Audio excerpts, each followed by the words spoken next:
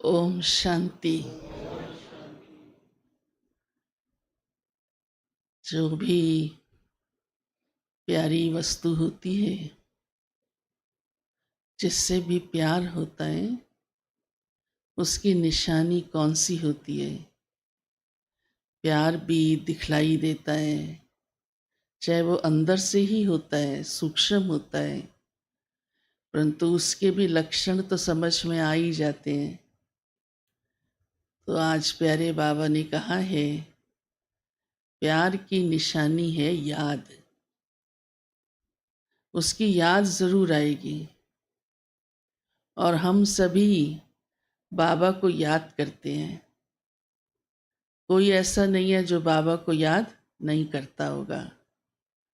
तो इसका मतलब बाबा से प्यार है। परंतु बाबा ने साथ साथ हमें अलर्ट भी किया है कि अगर आपकी याद ऊपर नीचे होती है, उतनी नहीं होती जितनी होनी चाहिए, तो क्या समझा जाए? हाँ?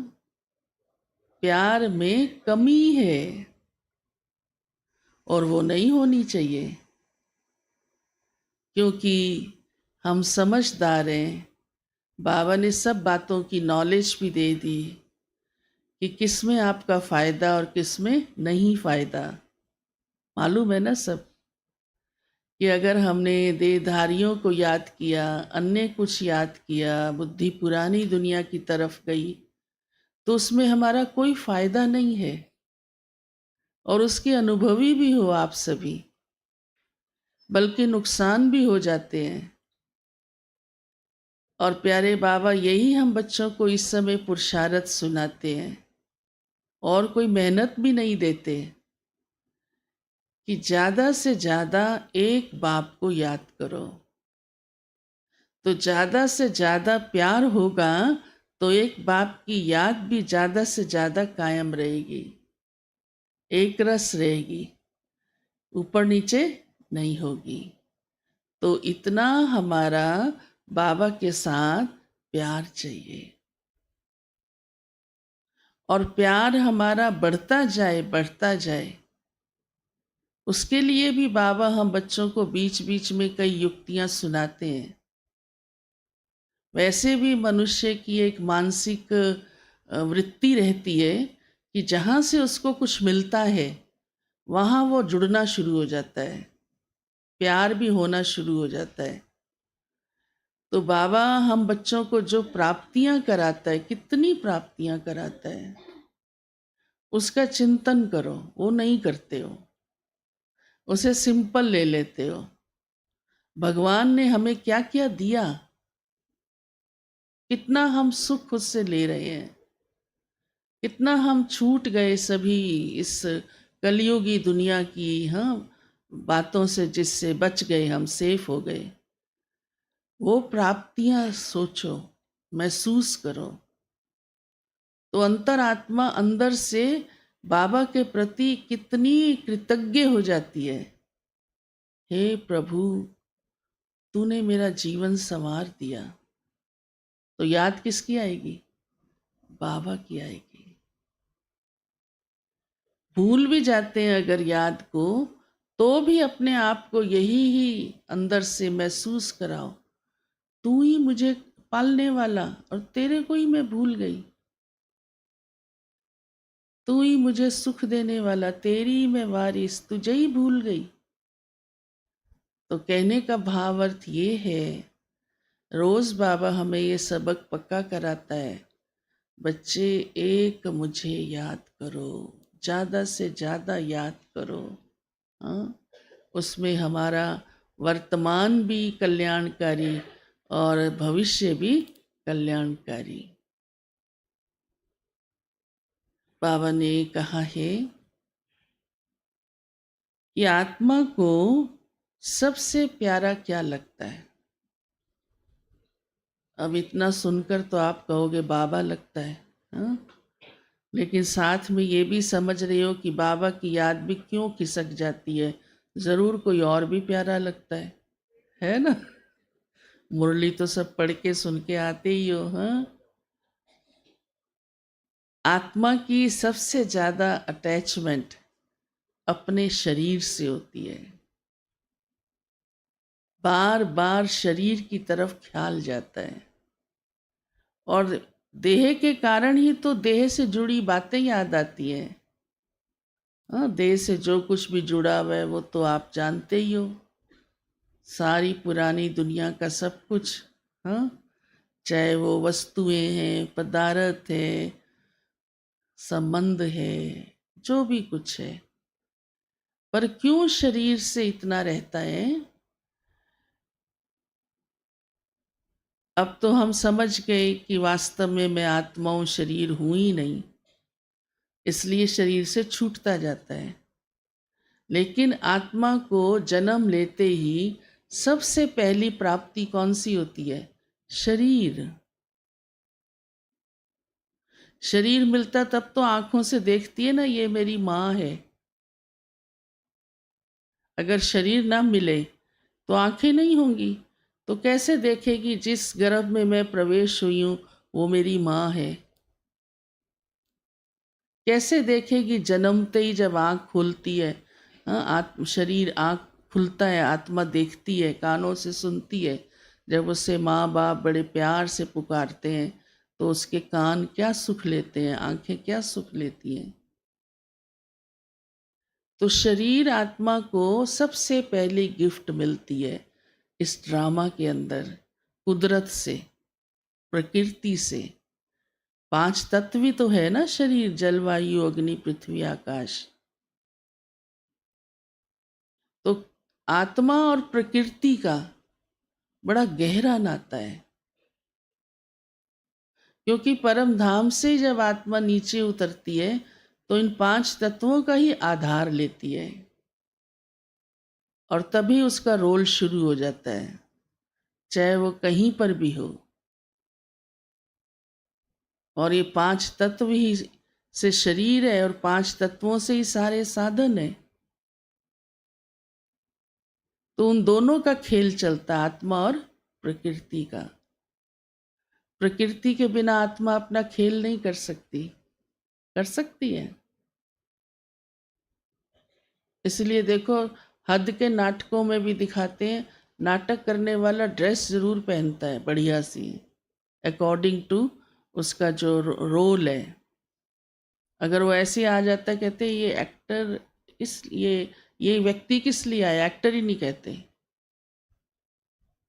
हाँ, कुछ एक्टिंग करता है तो फिर कह देते हैं। परंतु प्रकृति हमारा आधार नहीं है। प्रकृति से हम सिर्फ आत्मा रोल प्ले करती है। रोल किसका है? आत्मा का। अगर आत्मा निकल जाती है तो वही शरीर को क्या करते हैं? जला देते हैं, कोई भी नहीं रखता। हाँ? तो ये समझ भी, आत्मा अलग है, शरीर अलग है, बाबा ने ही दी है। इसलिए ये स्थिति हमारी बहुत आवश्यक है कि मैं आत्मा इस शरीर से अलग हूँ। तभी बाबा पक्का कराता है कि ये शरीर तमो प्रधान है, ये शरीर वस्त्र है। वस्त्र को तो उतार दिया जाता है, परिवर्तन होता रहता है, एक जैसा नहीं रहता है। ये शरीर तो कुटिया है। इतने बाबा इसीलिए मिसाल देता है कि आप शरीर से अलग हो। आज यही ही नॉलेज संसार में नहीं है। भले कह भी देते हैं, हाँ, बड़े बड़े महात्मा जानते हैं आत्मा इस शरीर में है, अलग है, परंतु आत्मा का सब कुछ ना मालूम होने के कारण वो अलग की फीलिंग आती ही नहीं। हमने क्योंकि सारा रोल समझ लिया है ना 84 जन्मों का, और ये भी समझ लिया है कि आत्मा का संबंध किसके साथ है? परमात्मा के साथ। शरीर के साथ एक्टिंग करती है बस। नाता तो परमात्मा के साथ है ना। तो फिर इन दुनिया के शरीरों से भी लगाव नहीं रहेगा। अब तो अपने शरीर से भी लगाव, तो अन्यों के शरीरों से भी लगाव। इसीलिए तो कितना कष्ट होता रहता है ना। मोह विकार क्यों बना? शरीरों से लगाव के कारण। आत्मा तो है ही अजर अमर अविनाशी। तो बाबा हमें पहला पाठ ही इतना पक्का कराता है, तुम आत्मा हो, तुम आत्मा हो, और जिसको भी देखो आत्मा देखो। ये भी तो पक्का कराता है। तो बाबा कहते हैं शरीर में ध्यान जाता है ना, तो शरीर के रख रखाव में, बनावट में, शो ऑफ में कितना समय, पैसा भी, कहीं तो बहुत ज़्यादा कॉन्शियस होते हैं। दुनिया में तो है ही, परंतु ब्राह्मण जीवन में ये सब नहीं चाहिए।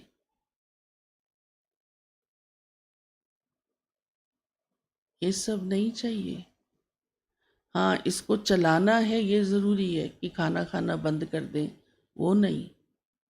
बस चलता रहे शरीर, हाँ, तो अटैचमेंट भी नहीं रहेगी, और ही उससे अच्छा काम लेंगे। आलस्य भी नहीं आएगा। आलस्य भी शरीर से मोह की निशानी है, या ज़्यादा रख रखाव भी शरीर से प्यार मोह की निशानी है। तो ये बाबा हम बच्चों को कितना ऊंचा, हाँ, बनाने के लिए डिटैच करता है, असलियत हमारे सामने सुनाता है। फिर बाबा कहते हैं आप मेरे वारिस हो तो वर्षा भी अच्छी तरह लो।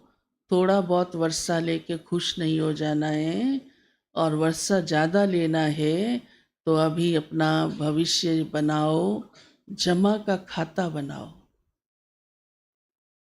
जमा का खाता बनाओ। एक पिता का वो मिसाल आया परिवार का, उसने सुनाया, तो सारे उसके संबंधी कह रहे थे इस बाप ने आज तक इतना खर्च नहीं किया जो अपने बेटे के उसमें खर्च कर रहा है। ये उसके बेटे की शादी थी, का इतना इतना कोई सोच नहीं सकता।